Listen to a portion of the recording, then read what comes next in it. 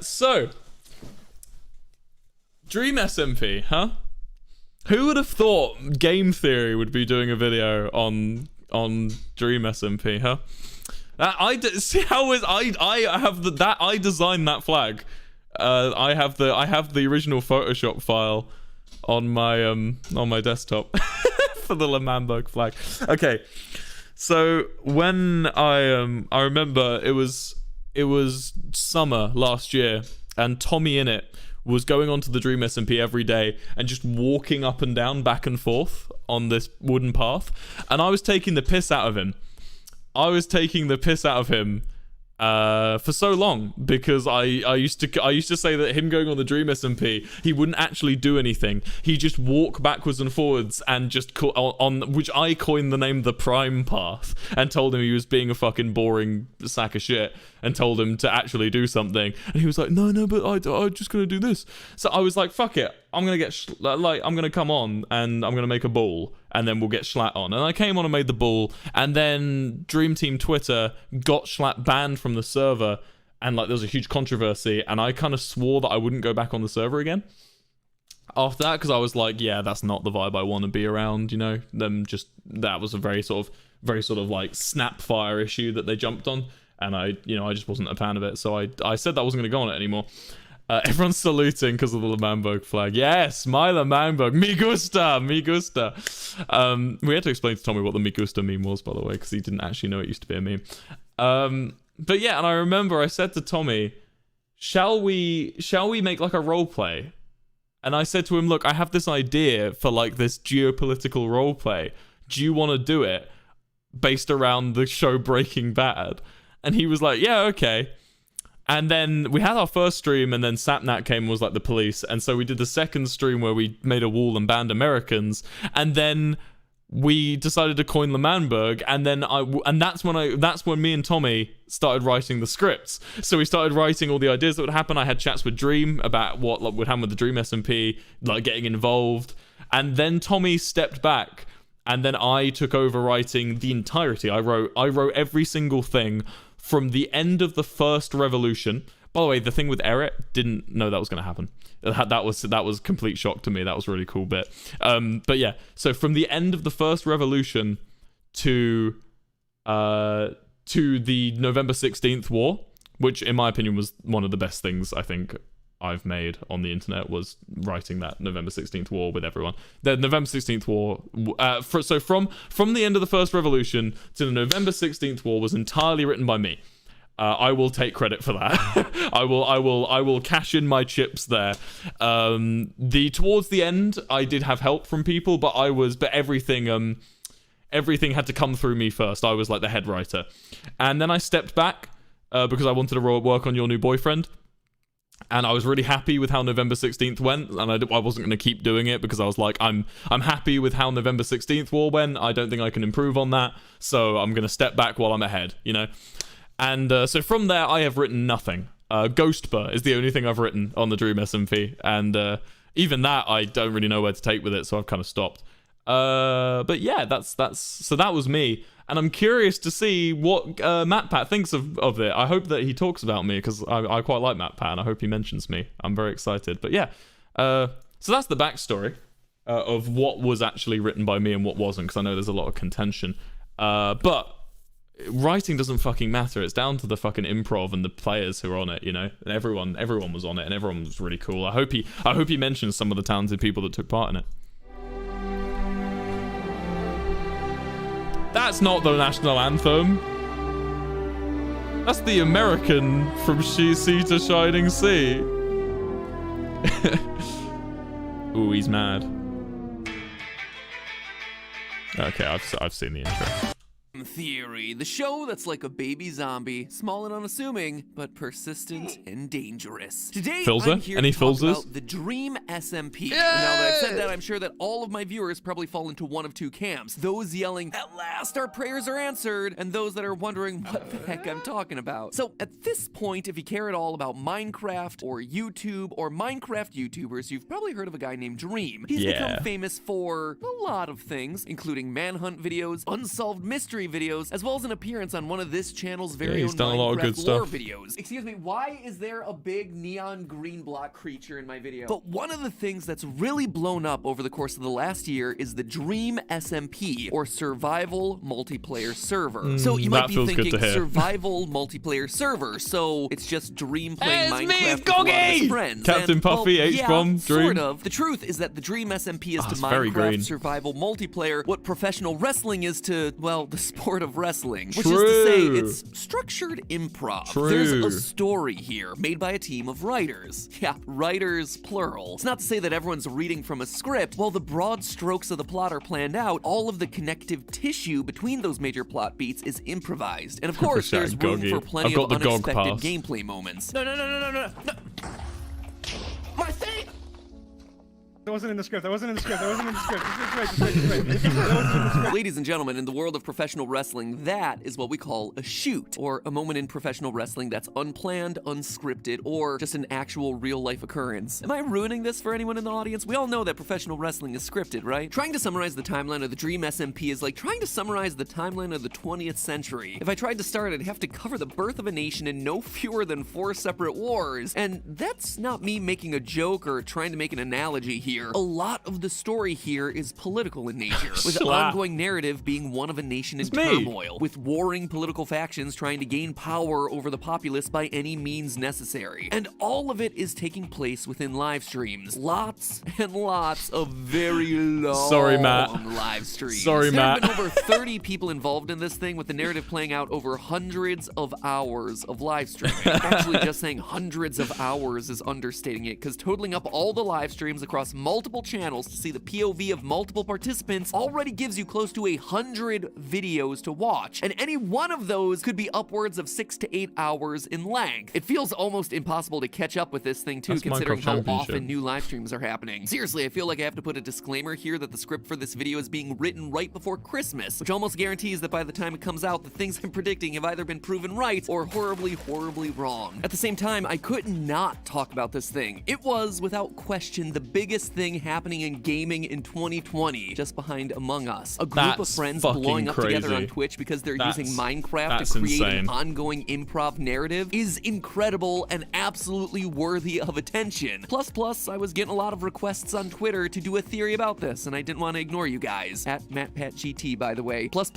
I'm a musical theater nerd. I hear a Hamilton reference, I like it. I practiced law. Wilbur, work next door. Even though we started at the very same time, Tommy in it began to climb. How to account for his rise to the top. Man, the Hamilton references are non-stop. And since we are on the subject of Hamilton Musical actually provides a really good framework for how to approach telling a story with the scope of everything that's happening in the Dream SMP. Yes, Much like Hamilton took a series of history-defining events spanning several decades and condensed it down into a 3-hour musical character study, this theory is going to be taking a series of events spanning several months of 6+ hour long live streams and condense it down into, well, something kind of resembling a character study centering on one specific hero. And spoilers for those of you who don't know the ending of Hamilton, but this story also ends in tragedy. In short, today's video is all about who history has had its eyes on and who you should have your eyes on going forward in the Dream SMP. And spoiler alert, he's already dead. And with that intro, allow me to tell you the tragic tale of the rise and fall of a tyrant and why he might be wait, me and Schlatt are the only dead characters, right? From beyond the grave. For a bit of background, there are several major factions that exist within the Dream SMP, the largest of which is, confusingly enough, named Dream SMP. For the sake of clarity, most have taken referring to this faction as the Greater Dream SMP, and I'm going to follow their lead. It's the closest thing to being a neutral faction, almost a sort of default faction for the characters who haven't split off to do their own thing. As you might guess, it's led by its founder, Dream. Dream also gets executive veto over who's allowed in the server. For instance, back in July, when Jay Schlatt joined the server for the first time, he was banned very shortly after, since Dream didn't know him. When it's your party, you get to decide who's on the guest list, I suppose. The first major faction to declare its independence from the Greater Dream SMP was L'Manberg back in late July, with the war for independence between L'Manberg and the Dream Team faction finally settling in early August. L'Manberg started as an autocratic nation-state with self-appointed dictator,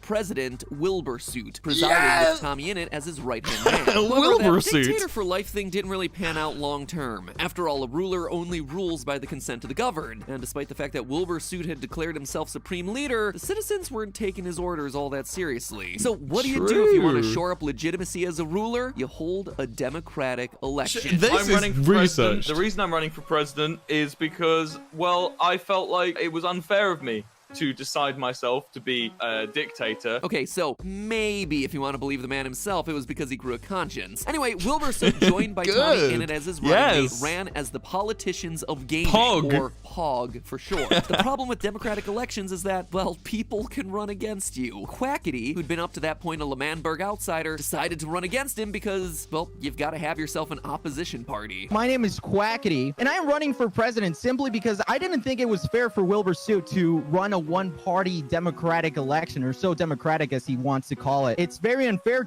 for Wilbur and all the people in Lemanburg to vote for just one party. Quackity ran under the party banner of So We Are Gamers, or SWAG for short, choosing George Not Found as his running mate, who promptly lived up to his name by failing to show up to the presidential debate. This is really well researched. This is good. You heard me right. Presidential debate. The parties of SWAG 2020 and POG 2020 ran full-on campaigns, including key endorsements. Quackity was at an immediate disadvantage here, as his one key alleged endorsement, KSI, never actually showed up. My one endorsement is KSI. He just hasn't happened to responded yet to my endorsement plea. He's my one endorsement. KSI? More like KSI Not Found. Him and George Not Found playing Yahtzee in the Very corner. funny Wilbur Patrick. and Tommy Innit, wanting to assure the voters that they were the party that best represented the will of the people, touted several key endorsements. The most notable of them came from Jay Schlatt. Now, you might be asking yourself, wait, Jay Schlatt, didn't I just say that he was banned back in July, several months before the election took place? And that was what the crowd said too. But apparently a server ban wasn't about to stop Wilbur and Tommy from bringing him in to deliver the key endorsement. Now, after doing a lot of negotiations, Get out boys, of here. I've got managed my to... endorsement. Here he comes. The one, the only. He's back in town! Except Jay Schlatt's endorsement speech went very quickly off the rails. Democracy is overrated. You think you need a president? I'll be my own president. Stick to the script. Off the stage, please. Off the stage. Anyway, with this wild card entering the race, things had thoroughly gone to chaos. With Jay Schlatt actually challenging him, Wilbur and Tommy decided to resort to political horse trading. In order to avoid the possibility of a Jay Schlatt presidency, why not invite SWAG 2020 to join POG 2020 to form a giant super party, SWAG? A fusion event so great that it would be guaranteed to beat Jay Schlatt. Unfortunately, it backfired. The good news was that Quackity, who didn't actually want to be president and was only running as a challenger to Wilbur, was willing to give his party's votes to another party. The bad news was that he chose Jay Schlatt. I was enticed by your SWAG idea until you immediately admitted to me that you would only use me for votes. You guys have clearly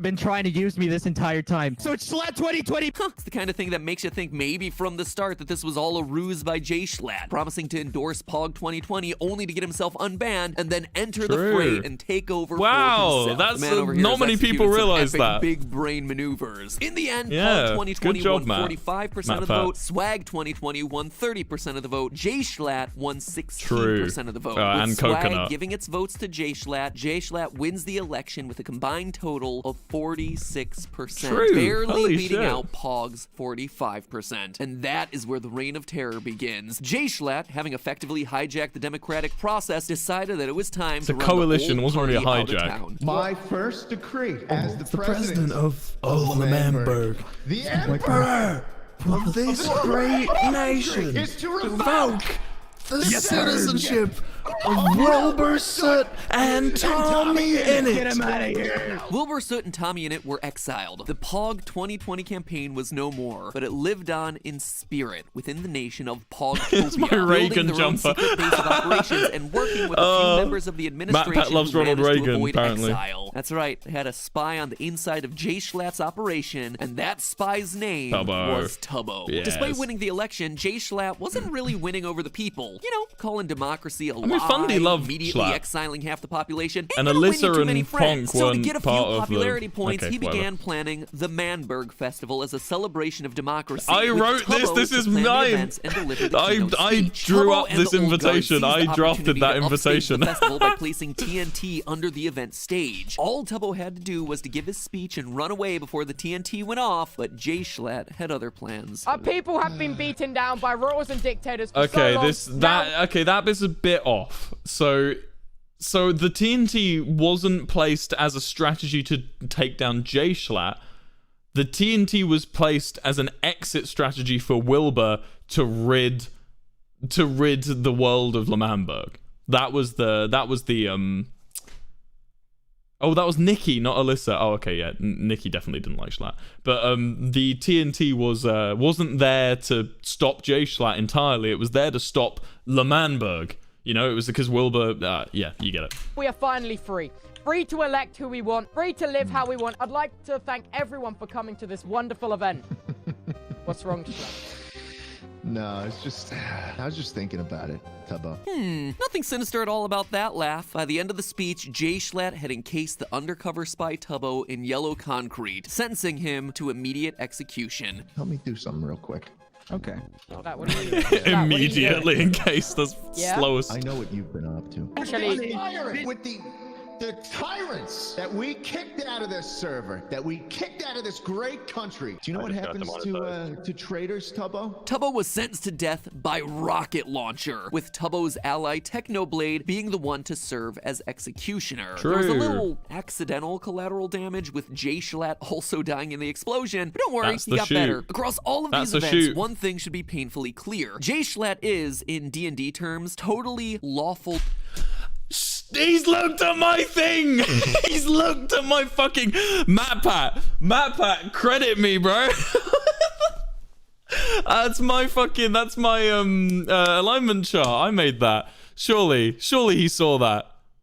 Surely, yeah? I hope so. That'll be cool. Evil. Wilbursoot, not the character, but the out of character right.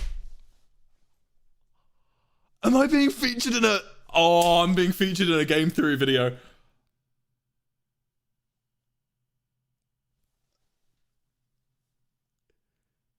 No fucking way. Why am I getting emotional at that? What the fuck? What? You're fucking me.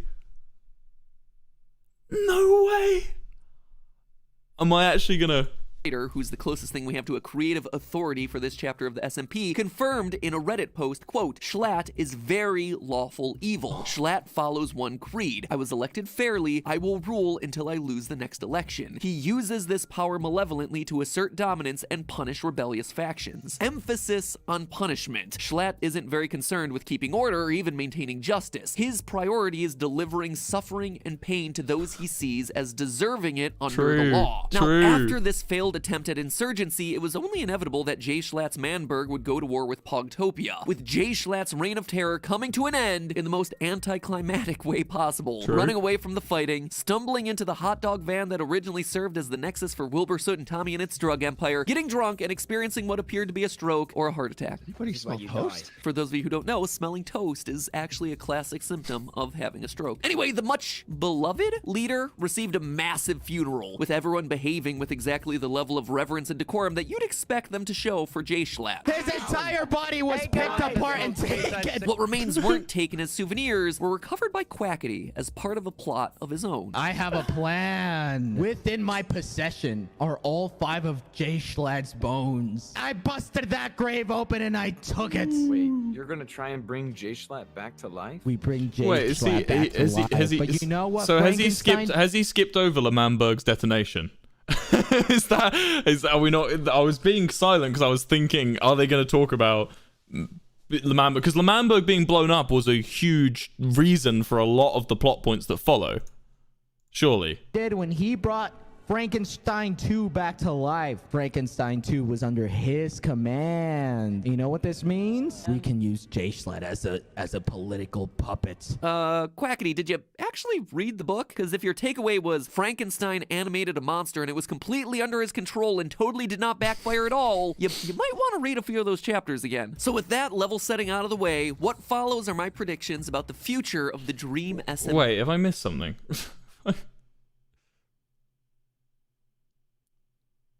Because he did the festival. He does talk about the explosion. Okay, did I miss it? It all centers around one man in particular. First off, in case it wasn't obvious, we haven't seen the last of J-Schlatt. And I'm not just talking about his appearance as a ghost in a live stream of questionable canonicity. Is this like part of the plot that you guys script? It's pretty. You know what? It's fine. It's fine. How are you doing? He's been too big a player for far too long to simply be written out of existence. And more importantly, the groundwork has been laid for his eventual resurrection. Wilbursoot mentioned on a live stream that the team was playing with the idea that each character gets 3 canon deaths before it's considered permanent. Everyone gets 3 Everyone gets 3 canon deaths. before they real life die, yes. Even if we count J-Schlatt's death during the festival rocket launcher explosion as canon, between that and his heart attack / stroke, he's yet to use up all his lives. Besides, No. He's no, he definitely has used up his lives. That's all 3, right? Hold on, I need to Google because I'm pretty sure. Unless I've missed something from my calculations. I haven't written in a while. Yeah, killed by Quackity on the day after. Yeah, so Quackity kills J-Schlatt and he calls him yeah, no, I wrote that. I fucking wrote that. Hold on. Wait. Let me find the exact part of the script. I'm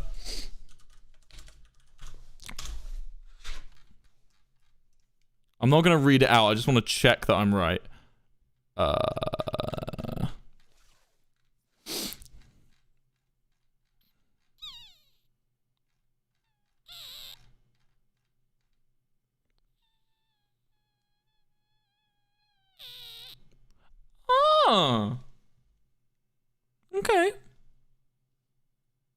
Okay. All right. Maybe I didn't actually. this is too good of an opportunity for history to repeat not written itself down in an as absolutely poetic fashion. Let me explain. It's not written down as a canon thing, which is an important takeaway.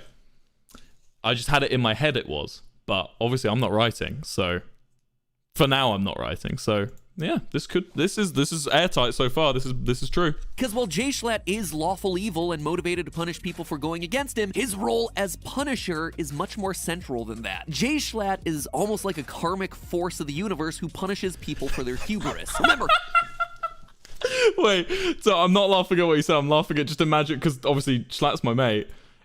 To punish people for going against him, his role as Punisher is much more central than that. Right. I want you to imagine that the Dream SMP doesn't exist. Right? Imagine the Dream SMP doesn't exist.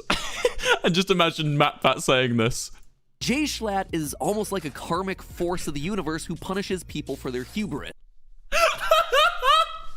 Oh, that's good. Remember, the entire reason he was able to rejoin the server in the first place was because the POG 2020 party thought it would be politically advantageous for them to receive his endorsement. They looked to use J-Schlatt as a tool to achieve their own political ends, and it backfired horribly, leading to them not only losing the election, but being forced into exile by the monster they had helped to create, ultimately leading to an all-out war against the faction that he usurped from them. And now we have ourselves a cackling Quackity saying that he plans to use the powers of necromancy to reanimate Schlatt as a political puppet, so now he can seize control of Manberg. Quackity, have you learned nothing? Based on the comment about Frankenstein's monster, the answer seems to be yes. It's my view that J-Schlatt, more than being a mere villain here, is really more like a force of nature, something that people have and will continue to try and harness for their own end, with predictable results every time. Anytime someone starts thinking of seizing power for themselves, like Wilbursoot did in the early days of Manberg, and like Quackity's done more recently, it'll end predictably, with J-Schlatt conniving some scheme that that results in him returning to the game and him eventually sitting on the throne, with the people around him being forced to do battle against the very monster they helped to create. Much like the Joker in The Dark Knight, his real power hinges on his ability to bring out the worst in others. And the only way for him to lose is for the people around him. Matpat has studied this. That is an in-depth look. I'm impressed. To allow their better selves to take over. So chat, in case you're wondering, so the way I wrote the original Dream SMP stuff was what I wanted to center everything around was the idea of the it was the idea that the characters were not the story. The story housed the characters. Do you know what I mean? So for instance, you wouldn't see Wilbursoot having his own episode, and you wouldn't see Tommy in it having his own episode. You know, so you wouldn't get a part of the story where Wilbursoot finds a magic sword. You know, like the stories that do that are fine. But I wanted the entire base of the. Oh, by the way, thank you for the 10 gifted subs. I'm tired. I wanted the base of the Dream SMP idea to be that the characters existed in a tumultuous sort of cyclone world, and that the characters were being pushed and pulled and shaped by the actions and the events around them. So what he's picked up on is that, in fact, the character of J-Schlatt is not some character who's just there to be the bad guy. He is the force that is helping shape the character. That is good, deep thinking. He's really tried to... Good job, Matpat. I'm not just saying that as a massive fanboy. Good Until job. then, J-Schlatt will continue to be a relentless force, delivering karmic irony upon those who think they can use him as a puppet. But hey, that's just a theory. A game theory. Fuck, dude. Thanks for watching. Man. Le man. That's so good. I am just happy. We've done something so cool. We've done something so cool, haven't we, guys? Holy shit. I hope I'm allowed to come back and write. I really want to write more for the Dream SMP. I have time now. I have the time. Maybe after the next arc I'm going to ask. Because the problem is I wouldn't just want to be one of the writers. I'd want to be the head writer again. I'd want to take over head writing. If they'll let me, I want to come back. Man. Shit. I'm just going to kind of sit here for a moment, I think, after you guys are gone. Thank you. Thank you for watching, and goodbye.